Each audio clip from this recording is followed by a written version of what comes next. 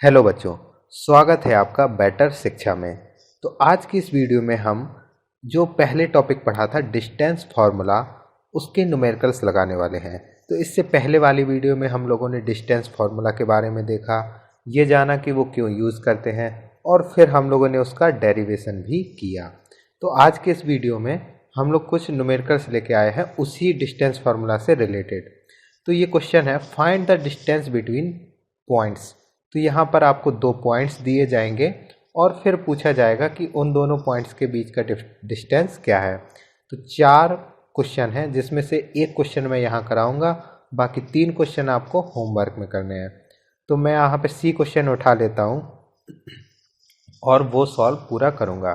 तो यहाँ पर सी में पहला पॉइंट दिया हुआ है वो है 2, -4 और जो दूसरा पॉइंट दिया हुआ है P2 वो है 4, माइनस। अब हमें इन दोनों पॉइंट्स के बीच का डिस्टेंस पूछा हुआ है। तो सबसे पहले हम लोग क्या करेंगे, डिस्टेंस का फॉर्मूला लिखेंगे।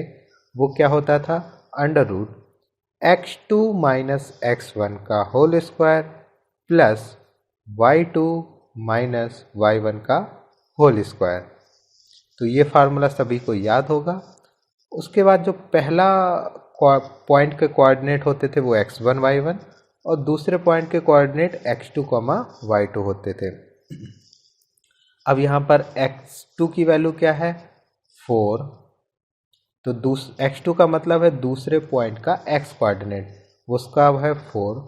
x1 का मतलब हुआ कि पहले पॉइंट का x कोऑर्डिनेट, वो कितना है 2, तो यहाँ रख दिया 2 का होल स्क्वायर प्लस y2 का क्या मतलब हुआ, दूसरे पॉइंट का y कोऑर्डिनेट जो कि है -2।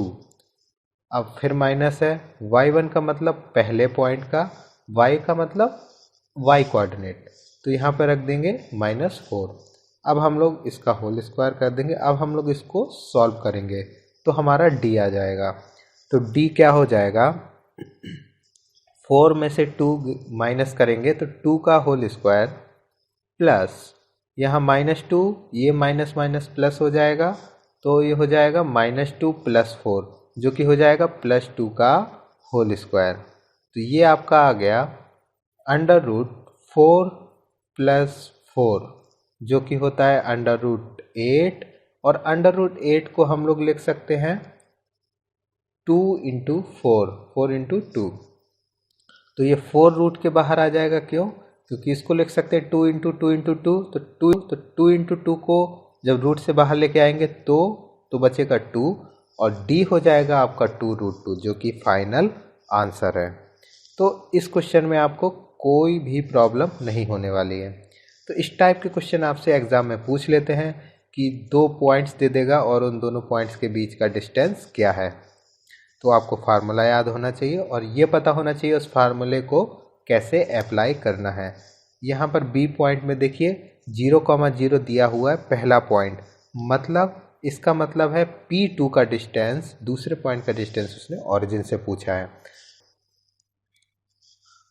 तो इससे रिलेटेड एक और इम्पॉर्टेंट क्वेश्चन है, वो भी मैं यहाँ पर करा देता हूँ।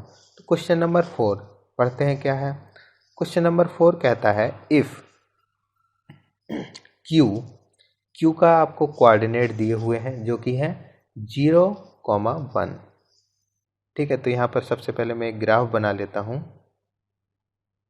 ठीक, ये है x एक्सिस, ये है आपकी y एक्सिस। अब यहाँ पर कोई एक पॉइंट है 0, 1 जो कि है Q।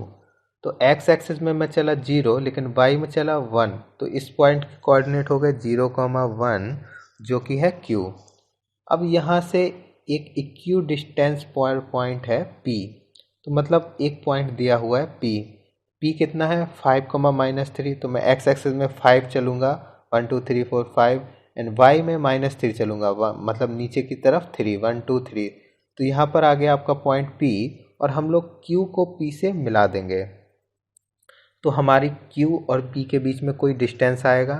और उसने बोला है कि एक और पॉइंट है R क्या है x, 6। x का मतलब है मुझे आर का जो एक्स कोऑर्डिनेट है वो नहीं पता, लेकिन वाई कोऑर्डिनेट पता है, वो है +6। मतलब वाई में हम लोग +6 ऊपर जाएंगे और वो कहीं पर एक पॉइंट होगा, ठीक है। तो वो पॉइंट है आपका आर। लेकिन एक कंडीशन और दे दी, Q से P के बीच का डिस्टेंस और Q से R के बीच का डिस्टेंस बराबर है। तो ये अगर Q से P का डिस्टेंस D1 मान लेते हैं, Q से R के बीच का डिस्टेंस D2 मान लेते हैं, तो ये दोनों बराबर होने चाहिए।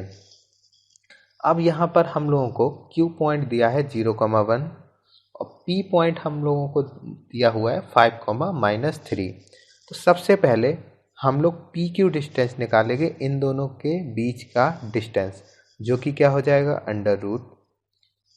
√x2 minus x1।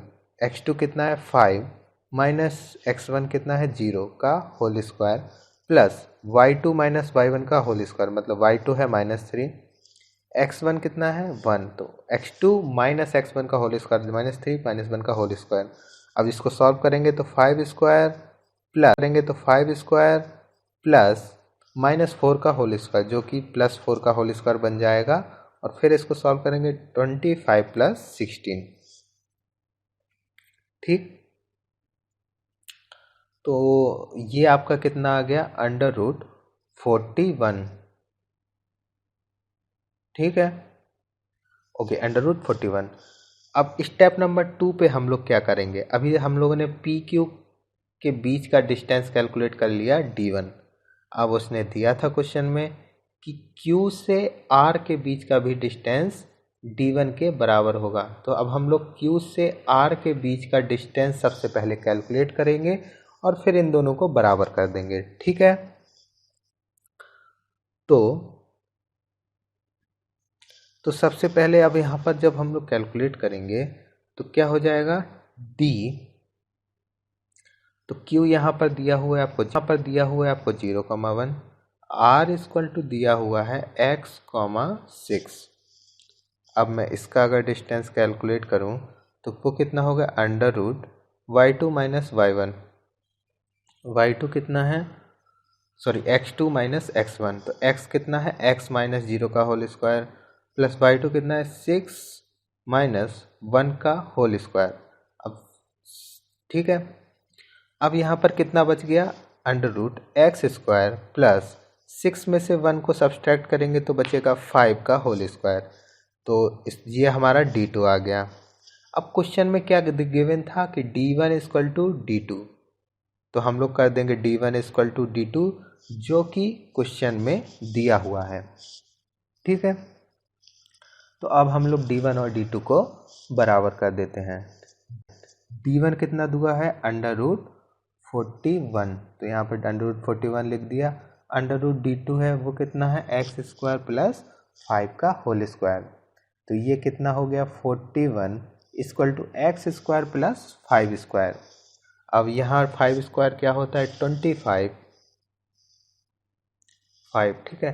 तो ये 25 यहाँ आ जाएगा 41 माइनस 25 इक्वल टू x², और यहाँ से जब हम लोग x² कितना आ जाएगा 16, तो x इक्वल टू हो गया है आपका 4, ठीक है। तो ये आपका आंसर हो जाएगा, ठीक है। तो आई होप आप लोगों को ये समझ में आ गया होगा कि इस टाइप के क्वेश्चन को कैसे सॉल्व करना है, ठीक है। तो इसमें फिर से वही में क्या किया हम लोगों ने, P से Q का बीच का डिस्टेंस और Q से R के बीच का डिस्टेंस बराबर दिया हुआ था क्वेश्चन में, हम लोगों ने दो डिस्टेंस निकाल के उसको बराबर कर दिया। तो D1 इक्वल टू D2 कर दिया तो हमें x की वैल्यू कैलकुलेट होके आ जाएगी।